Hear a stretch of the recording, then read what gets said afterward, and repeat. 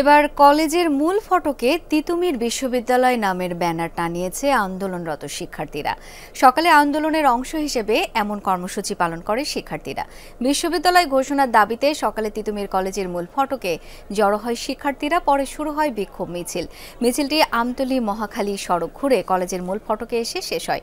এ সময় মূল ফটকের উপর নতুন ব্যানার স্থাপন করে শিক্ষার্থীরা। পরে নতুন ব্যানার টানানো হয় কলেজের বিজ্ঞান ভবনেও। আন্দোলনরত শিক্ষার্থীরা বলেন, 7 কলেজকে নিয়ে বিশ্ববিদ্যালয় সমকক্ষ প্রতিষ্ঠান তৈরির পরিকল্পনা করছে শিক্ষা মন্ত্রণালয়, যা তিতুমীরের শিক্ষার্থীরা কোনোভাবেই মানে না। দ্রুততম সময়ে দাবি না মানলে আরও কঠোর কর্মসূচির হুমকি দেয় তারা।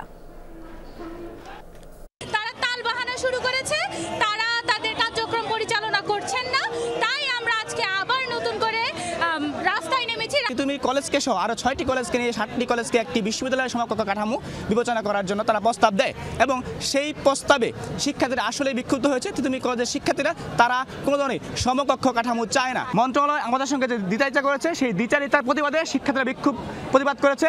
সেই প্রতিবাদের মাধ্যমে শিক্ষার্থীরা কলেজের যে নাম প্লেট চেঞ্জ করেছে।